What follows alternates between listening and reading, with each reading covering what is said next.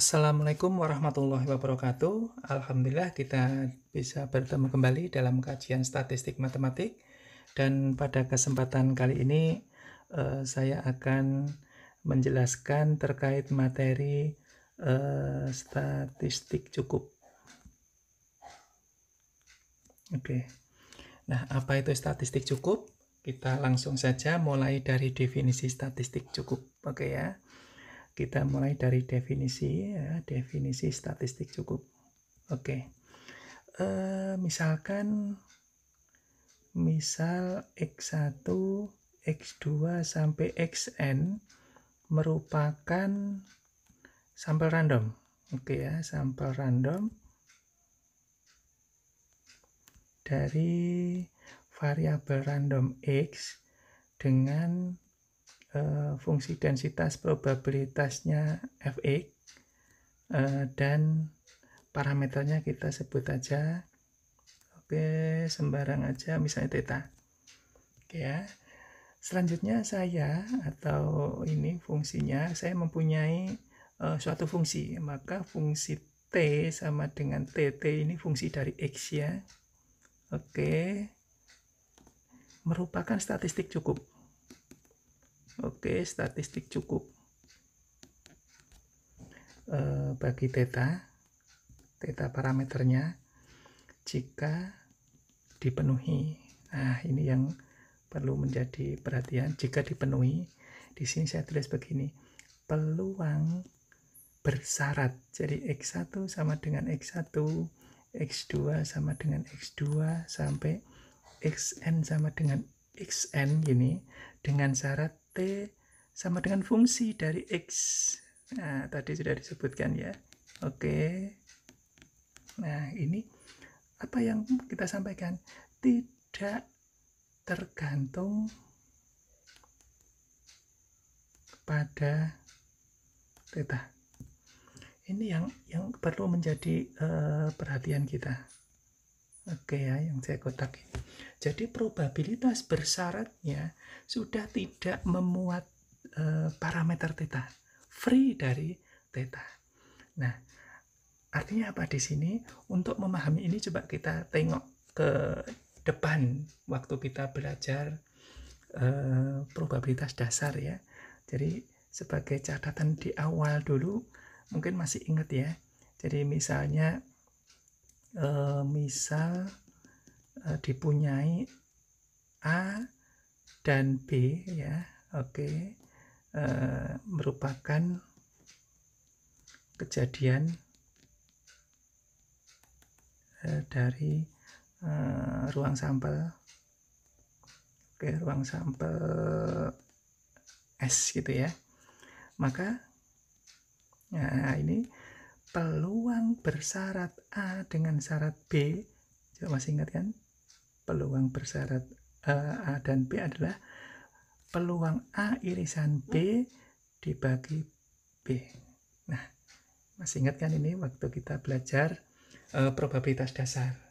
Nah, dasar inilah yang sama yang akan kita gunakan untuk memahami definisi dari statistik cukup itu. Ya, oke. Nah, untuk memahami definisi itu lebih lanjut, coba saya berikan satu distribusi saja biar lebih aplikatif ya. Saya kasih contoh ini ya. Oke. Misalnya misalkan saya punya X1, X2 sampai Xn. Ya, merupakan sampel random. Sampel random dari variabel random X yang berdistribusi Bernoulli, yang paling sederhana gitu ya. Oke. Nah, sekarang pertanyaannya, buktikan bahwa sigma xi ya, sigma si merupakan, nah ini merupakan statistik cukup.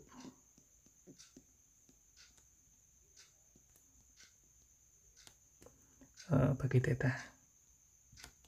Oke, jadi yang kita tanyakan ini, apakah ini merupakan statistik cukup ketika saya bicara variabel randomnya adalah Bernoulli? Oke ya. Nah, untuk itu mari kita sambil memahami definisi, kita membuktikan permasalahan ini. Gitu ya. Oke. Oke, kita tulis bukti ya di sini ya, bukti. Oke. Kita mulai dari X berdistribusi binomial. Bernoulli maksudnya, 1 theta. Nah, ketika X berdistribusi Bernoulli dengan parameter theta, maka kita bisa menuliskan fungsi densitas probabilitasnya untuk distribusi Bernoulli, yaitu theta pangkat X, ini 1 dikurangi theta, 1 dikurangi X, oke, 0, ini untuk X-nya sama dengan 0,1, sementara X yang lain. Ini distribusi Bernoulli. Nah, fungsi distribusi Bernoulli atau distribusi Bernoulli mempunyai fungsi pembangkit momen yang sudah kita pelajari pada waktu sebelumnya, yaitu 1 dikurangi theta ditambah theta E pangkat T, yang nanti kita akan gunakan untuk menentukan distribusi yang lain. Kapan fungsi dari atau T yang sigma X tadi merupakan statistik cukup? Kita bisa menggunakan definisi ketika nanti kita bisa menunjukkan bahwa X1 sama dengan X1. Oke, X1 terus X2 sama dengan X2 sampai Xn sama dengan Xn dengan syarat T sama dengan sigma Xi. Ini nanti harus tidak memuat parameter theta. Kalau free dari theta berarti sigma Xi ini merupakan statistik cukup. Oke ya, kita buktikan dari definisi yang di depan. Konsep dari peluang bersyarat. Berarti kita bisa menuliskan X1 sama dengan X1, X2 sama dengan X2, terus Xn sama dengan Xn. Ini karena bersyarat kan irisan ya, irisan berarti di sini T sama dengan sigma Xi dibagi peluang T sama dengan sigma Xi. Oke, ini yang harus kita uraikan nantinya. Nah, sekarang begini. Ini saya tulis seperti ini. Kenapa bisa saya menghapus T-nya? Oke, ini saya jelaskan ya. Cukup ditulis ini. P, T sama dengan sigma Xi. Sekarang yang saya kotak ini sudah saya buang di sini. Kenapa? Karena redundan. Jadi tidak memberikan informasi tambahan apapun, ya, tidak memberikan informasi tambahan apapun, sehingga peluangnya ketika yang saya kotak ini dia hapus pun nilainya sama. Mungkin kalau saya beri catatan di sini, sedikit catatan, nanti melompat lagi ya. Ini catatan aja ya. Ini note saja ya. Oke, sederhana saja. Ketika Px1 sama dengan 3, terus X2 sama dengan 5, terus dan saya punya T sama dengan T tadi, atau langsung aja ini T-nya tadi kan sigma ya. Sigma berarti X1 ditambah X2 sama dengan 8. Oke, peluang ini akan sama nilainya dengan peluang X1 sama dengan 3 dan X2 sama dengan 5. Ini sama, kenapa? Karena ketika X1 sudah 3, X2 5, otomatis X1 dan X2 sama dengan 8. Jadi kalimat tambahan dan X1 dan X2 sama dengan 8 itu sudah terwakili oleh X1 dan X2. Dan tidak berlaku sebaliknya. Jadi kalau ditulis seperti ini sama dengan X1 ditambah X2 sama dengan 8 gitu. Ini yang tidak boleh. Kenapa? Karena ketika X1 ditambah X2 sama dengan 8, bukan berarti X1 harus 3, X2 harus 5. Bisa jadi 4, X2-nya juga 4. Atau bisa jadi 6 dengan 2 gitu. Jadi yang boleh adalah diwakili oleh yang depan. Oke, paham ya? Nah, maka kembali lagi ke sini. Ini T sigma X-nya sudah saya hapus karena redundan tadi. Oke. Kita tulis saja di sini, berarti coba perhatikan di sini, saya tulis sekali lagi di sini. X1, X2, X1 sama dengan X1, X2 sama dengan X2, sampai Xn sama dengan Xn. Tadi di depan dituliskan bahwa X1 sampai Xn itu sampel random, sehingga dia mempunyai hukum saling bebas, sehingga bisa dituliskan, ini saya tuliskan ya, saya tulis ulang di sini tadi, berarti apa? Peluang dipisah, bisa dikalikan X1 sama dengan X1. Kenapa? Karena saling bebas. X2 sama dengan X2, terus dikalikan P, Xn sama dengan Xn. Ini saya tulis begini, ini P, T sama dengan sigma Xi. Nah, ini sudah saya tulis seperti ini. Oke ya. Nah, sekarang yang menjadi permasalahan adalah penyebutnya. Kalau pembilangnya sudah jelas, ini kalau saya tulis ya, pembilangnya adalah Fx1 dikalikan Fx2.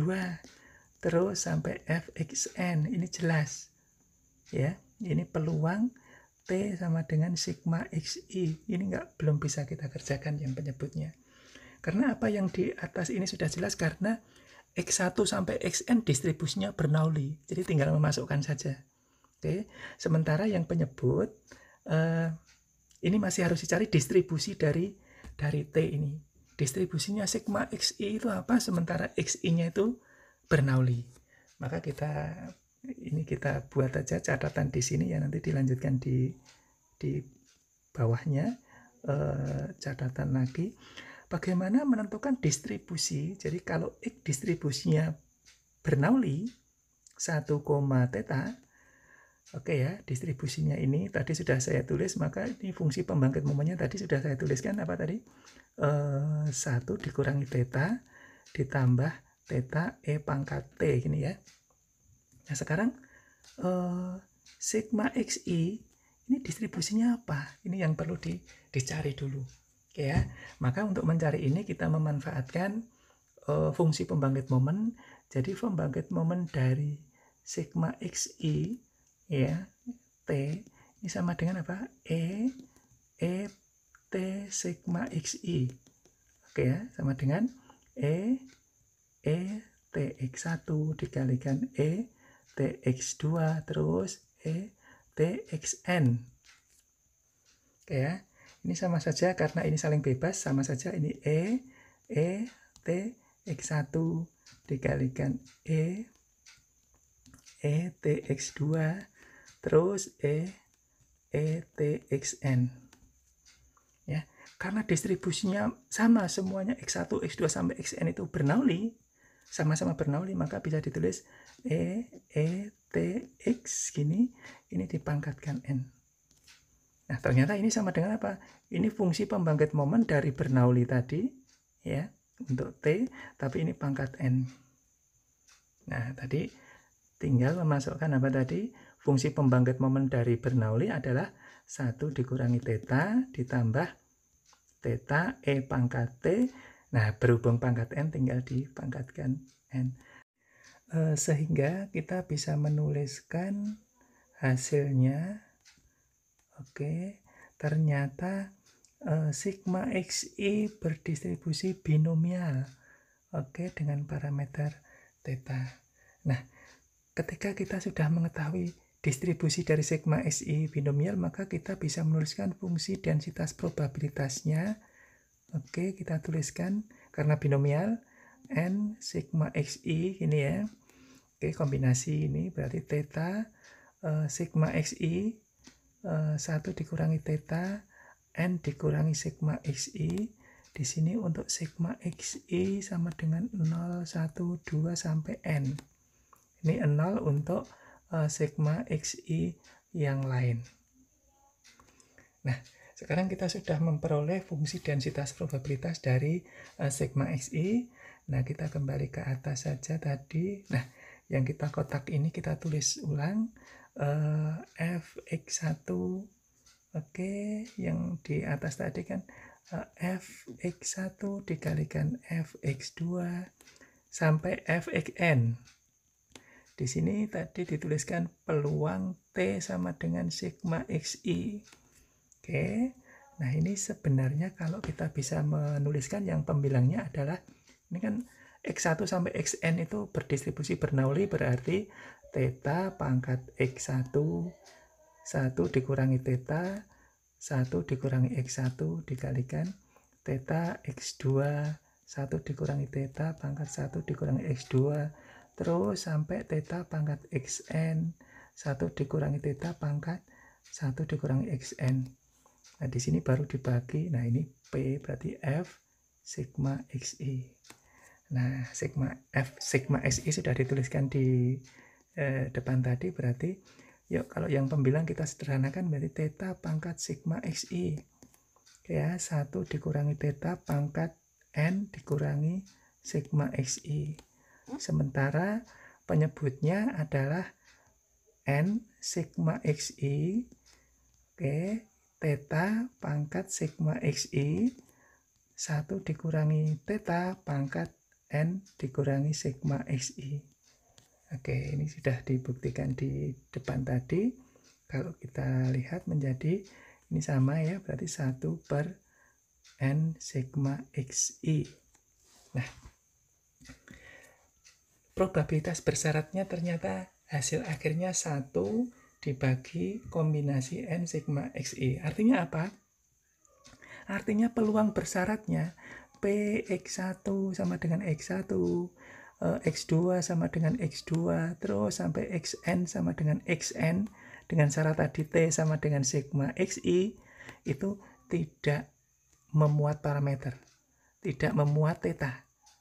Ini karena hasilnya juga ini tidak memuat theta, sehingga kesimpulannya sigma XI merupakan statistik cukup. Oke ya, cukup untuk theta.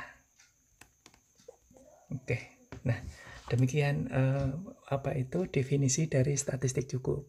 Nah, sebenarnya ini bukan satu-satunya cara dari definisi itu, tapi dari definisi itu nanti bisa dikembangkan dengan cara yang lain, yang lebih mudah atau lebih sederhana, yaitu dengan kriteria faktorisasi Neyman atau nanti dengan keluarga eksponensial.